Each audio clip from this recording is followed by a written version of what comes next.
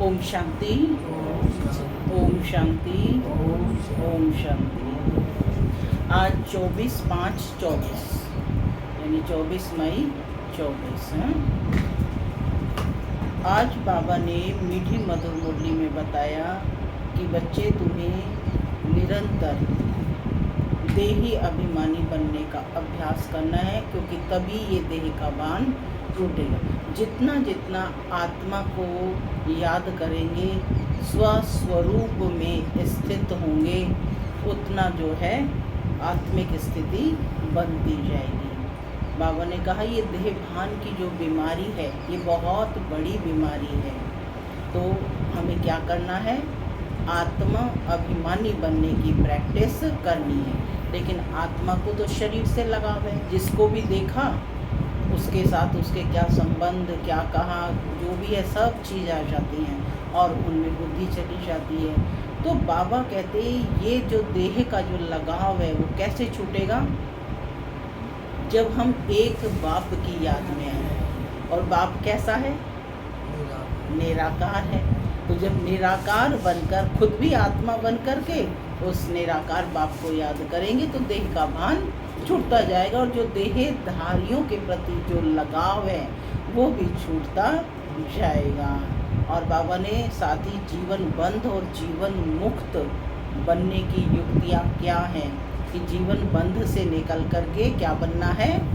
जीवन मुक्त। जब हम विकारों के वशीभूत हैं तो जीवन बंध है, और जब निर्विकारी बनने लगते हैं तो वो जीवन मुक्ति है। सुनते हैं आज के डायरेक्ट ईश्वरीय महावाक्य।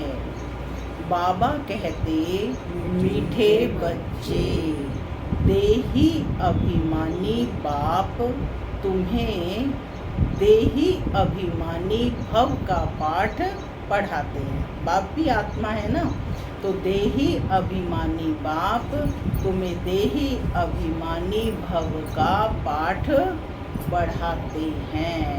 तुम्हारा पुरुषार्थ है देह अभिमान को छोड़ना। तुम्हारा पुरुषार्थ है देह अभिमान को छोड़ना। आज की मुरली से प्रश्न है, देह अभिमानी बनने से कौन सी पहली बीमारी उत्पन्न होती है? बताओ। देह अभिमानी बनने से कौन सी पहली बीमारी उत्पन्न होती है? कौन सी बीमारी उत्पन्न होती है?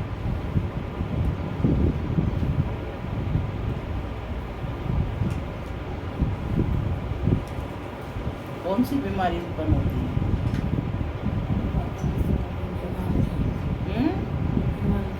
अभिमान की बीमारी। और सुनते हैं बाबा का उत्तर। बाबा कहते नाम रूप की कौन सी बीमारी उत्पन्न होती है? सबसे पहले नाम रूप में ही फंसते हैं हर एक के। तो देह अभिमानी बनने से कौन सी पहली बीमारी उत्पन्न होती है? नाम रूप की। यह बीमारी ही विकारी बना देती है। इसलिए बाप कहते हैं आत्म अभिमानी रहने की प्रैक्टिस करो। इस शरीर से तुम्हारा लगाव नहीं होना चाहिए। देह के लगाव को छोड़ एक बाप को याद करो तो पावन बन जाएंगे। बाप तुम्हें जीवन बंध से जीवन मुक्त बनने की युक्ति बताते हैं। बाबा कहते यही पढ़ाई है। ओम शांति। मैं आत्मा शांत स्वरूप हूँ, शांति मेरा स्वधर्म है। बाबा कहते मीठे मीठे रूहानी बच्चे, रूहानी बाप कह रहे हैं कि आत्म अभिमानी अथवा देही अभिमानी होकर बैठना है। कैसे बैठना है बाबा के सम्मुख? आत्म अभिमानी होकर। किसको याद करना है? बाप को। किसको याद करना है? बाप को, सिवाय बाप के और कोई को याद नहीं करना है। जब बाप से बेहद का वर्षा मिलता है तो उनको याद करना है। बेहद का बाप आकर समझाते हैं, बच्चे देही अभिमानी भव, आत्म अभिमानी भव। देह अभिमान को छोड़ते जाओ। क्या कहा बाबा ने? छोड़ते जाओ। आधा कल्प तुम देह अभिमानी होकर रहे हो, फिर आधा कल्प देही अभिमानी होकर रहना है। सत्युग त्रेता में तुम आत्म अभिमानी थे, वहाँ मालूम रहता है कि हम आत्मा है, यह शरीर अब बूढ़ा हुआ, इसको अब छोड़ते हैं। ये चेंज करना है, माने आत्मा को ये ध्यान रहता है। सर्प का मिसाल है ना, तुम भी पुराना शरीर छोड़कर दूसरे शरीर में प्रवेश करते हो, इसलिए तुमको अभी आत्म अभिमानी बनना है। कौन बनाते हैं? बाप।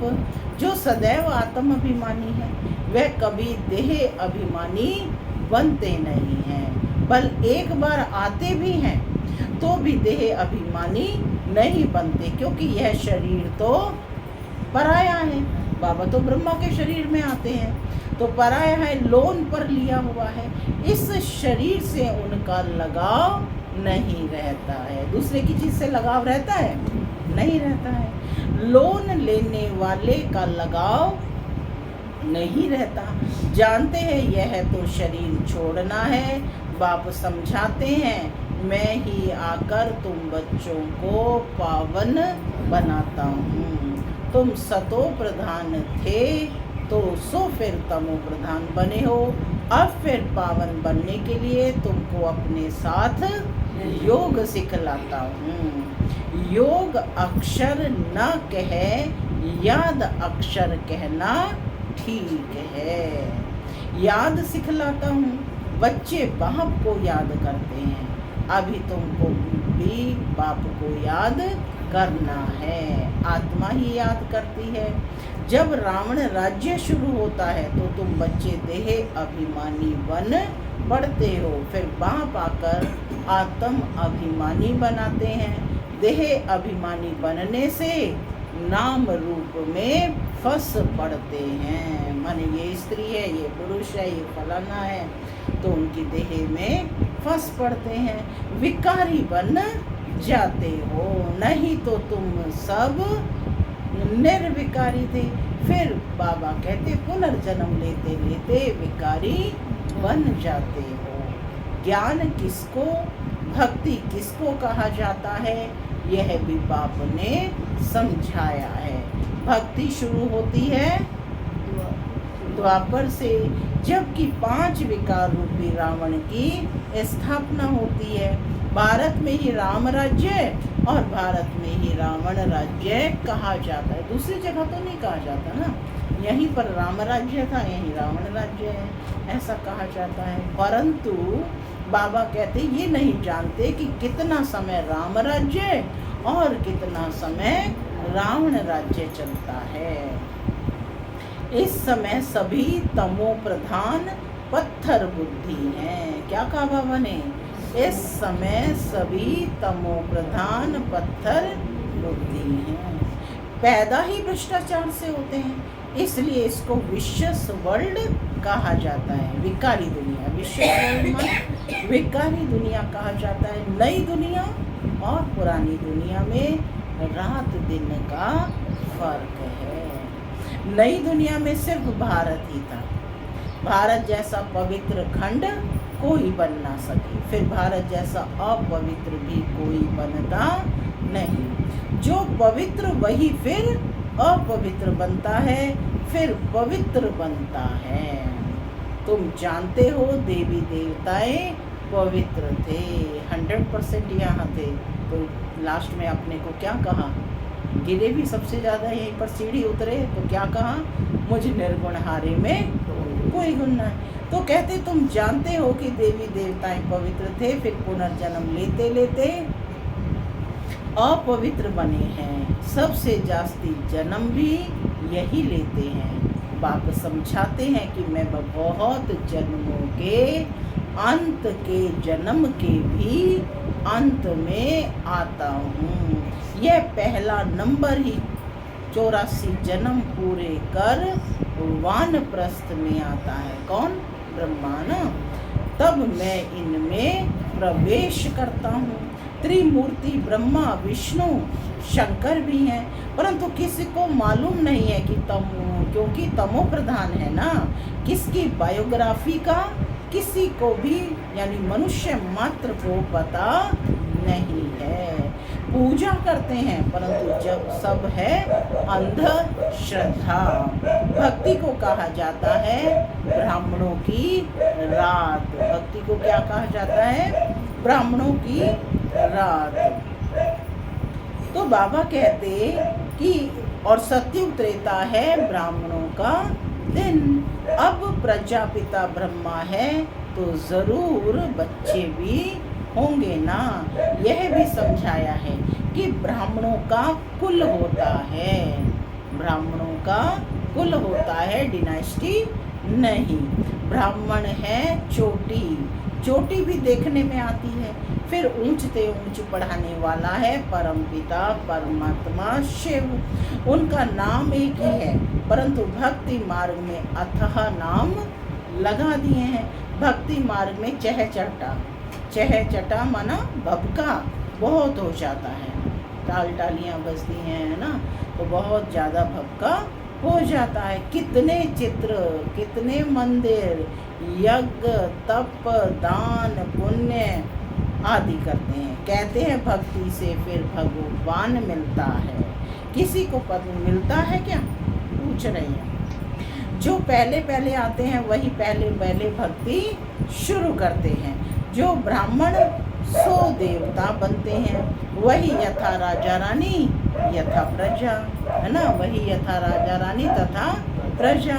सर्वगुण संपन्न, 16 कला संपूर्ण निर्विकारी, अहिंसा परमो देवी देवता धर्म था।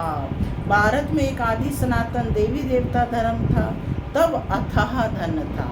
बाप याद दिलाते हैं, पहले तुम देवी देवता धर्म वाले ही 84 जन्म लेते हो, सब नहीं लेते हैं सिर्फ 84 जन्म। वह फिर कह देते 84 लाख जन्म। कल्प की आयु भी लाखों वर्ष कह दी है। बाबू कहते हैं यह है 84, यह है 5000 वर्ष का ड्रामा। तो यह हुआ ज्ञान। ज्ञान सागर एक ही शिव बाबा गाया जाता है, वह है हद के बाप, यह है बेहद का बाबा। हद के बाबाओं के होते हुए भी बेहद के बाप को याद करते हैं, जबकि दुखी होते हैं। पुनर्जन्म लेते लेते दुनिया पुरानी तमो प्रधान बन जाती है, तब फिर बाप आते हैं। सेकंड में जीवन मुक्ति मिलती है। किससे? बेहद के बाप से।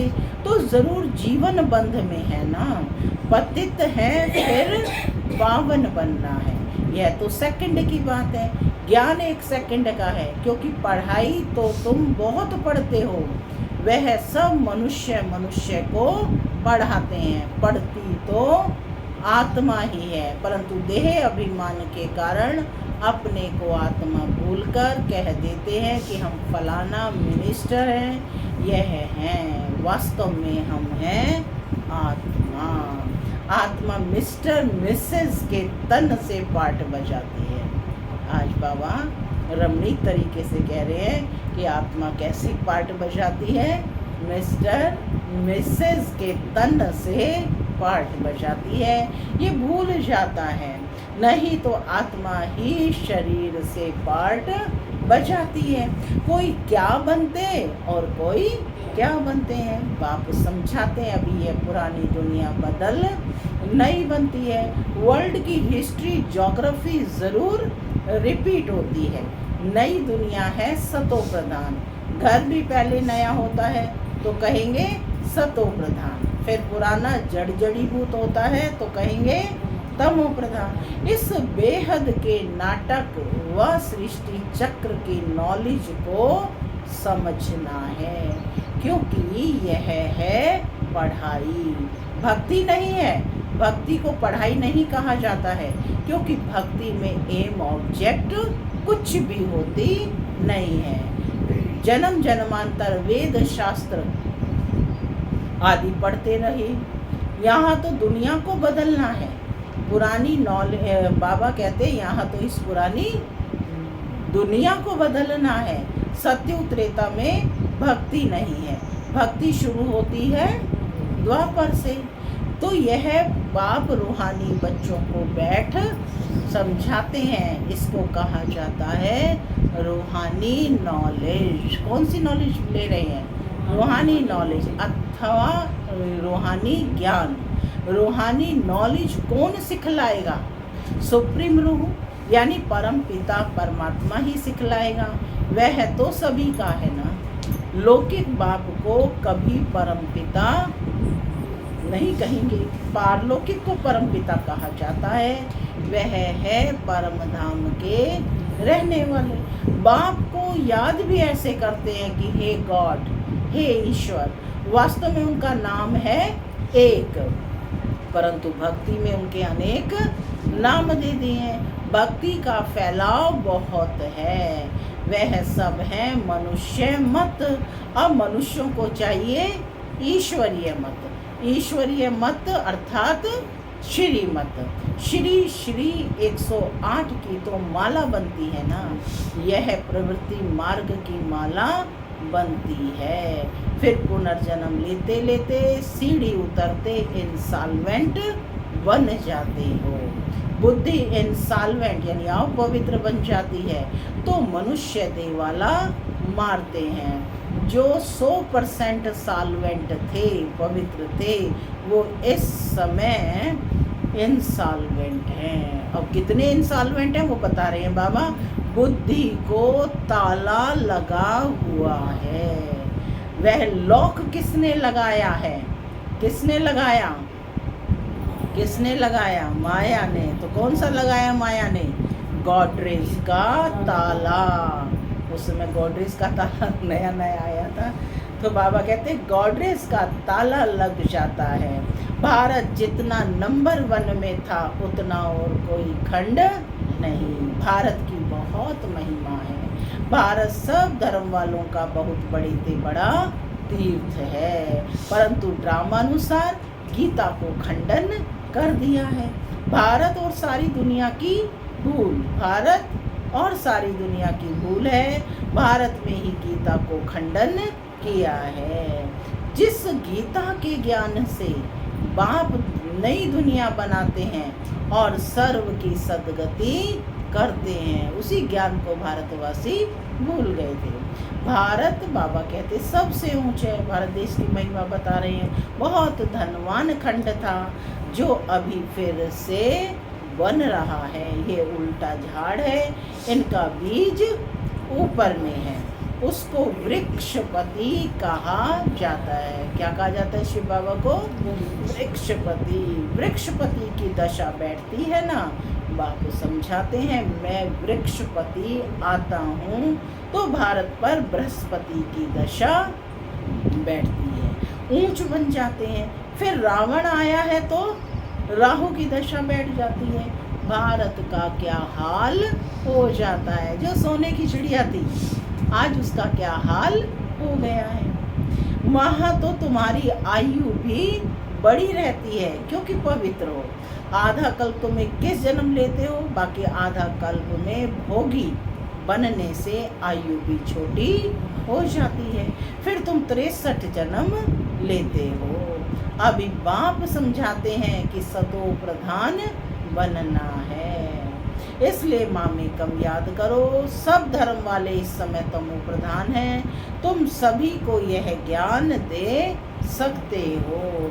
आत्माओं का बाप तो एक ही है, सब ब्रदर्स हैं, क्योंकि हम आत्माएं एक बाप के बच्चे हैं। बल कहते भी हैं हिंदू मुसलमान भाई भाई हैं, परंतु अर्थ नहीं जानते। आत्मा कहती राइट है, सब ब्रदर्स हैं, एक है। सब ब्रदर्स का बाप एक है। वर्षा देना ही बड़े बाबा को है। वह आते भी भारत में है। शिव जयंती मनाते हैं, परंतु वह कब आया था ये किसी को भी पता नहीं है। तुम्हारी युद्ध है 5 विकारों से। काम तो तुम्हारा नंबर 1 दुश्मन है। रावण को जलाते हैं, परंतु है कौन, क्यों जलाते हैं, कुछ भी नहीं जानते। द्वापर से लेकर तुम नीचे उतरते इस समय पतित बन गए हो। एक तरफ शिव बाबा को याद कर पूजते हैं, दूसरी तरफ फिर कहते हैं कि वह सर्वव्यापी है। जिसने तुमको विश्व का मालिक बनाया, उनको तुम माया के चक्र में आकर गाली देते हो। बाप कहते हैं, मीठे बच्चों, तुम मुझे अनगिनत जन्मों में ले गए हो, मुझे कण कण में कह दिया है। यह भी ड्रामा बना हुआ है। बेहद के बाप की गिलानी करते कितनी पाप आत्माएं बन गए हैं। रावण राज्य है ना, यह भी तुम जानते हो कि इस समय सब भक्तिनियाँ हैं। सब भक्तिनियाँ हो, भक्त हो, सब भक्त बैठे हो या नहीं हो? भक्त नहीं थे, भक्त थे तभी तो ज्ञान मिला है। सबकी सदगति करने वाला कौन है? सचखंड स्थापन करने वाला कौन है?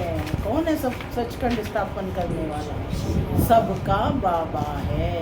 रावण को बाबा नहीं कहा जाता है। 5 विकार हर एक में हैं।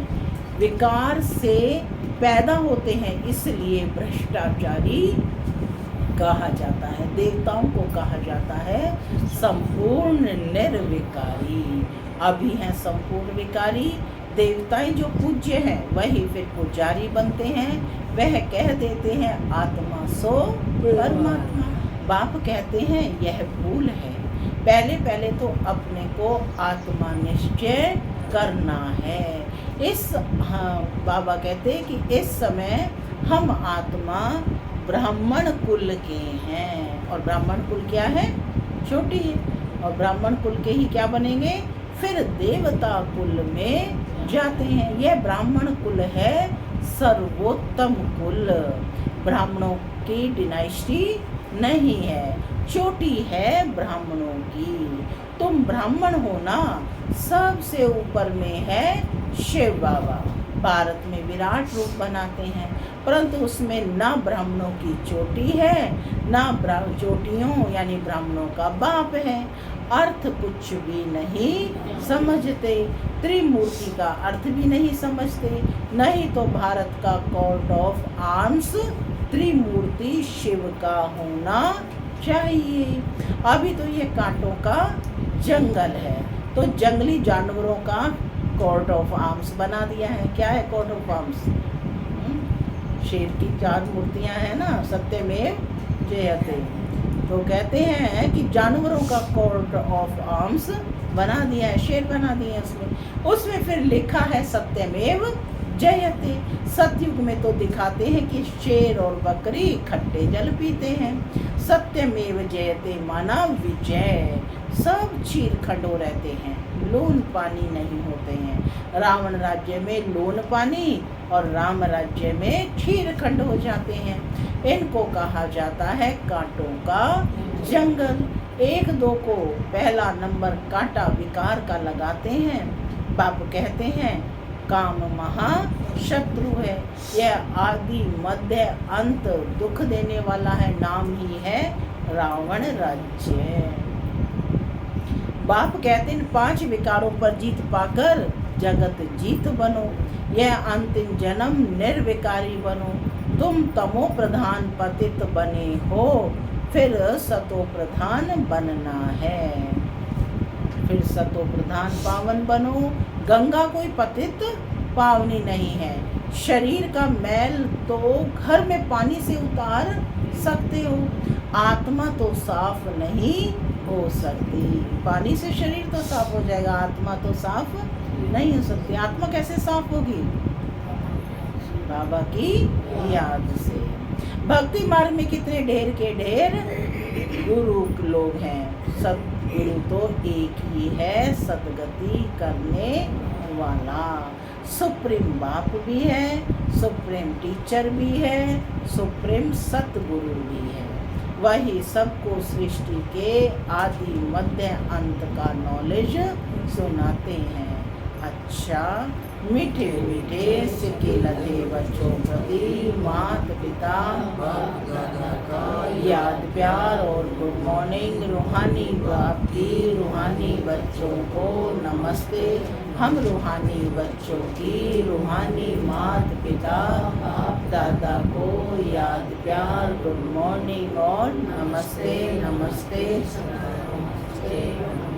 धारणा के लिए मुख्य सार। पहला, सतो प्रधान बनने के लिए सिवाय बाप के और किसी को भी याद नहीं करना है।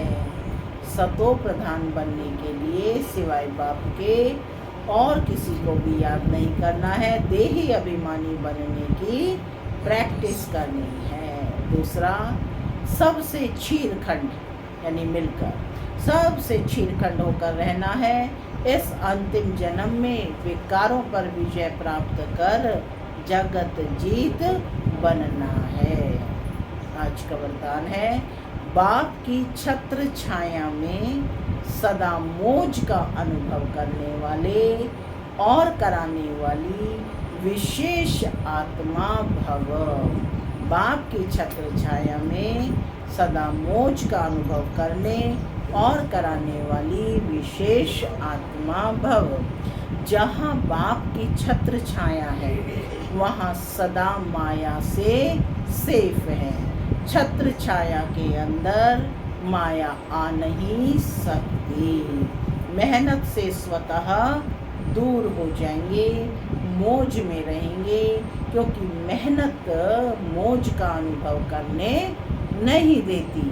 छत्र छाया में रहने वाली ऐसी विशेष आत्माएं ऊंची पढ़ाई पढ़ते हुए भी मौज में रहती हैं, क्योंकि उन्हें निश्चय है कि हम कल्प कल्प के विजयी हैं, पास हुए पड़े हैं।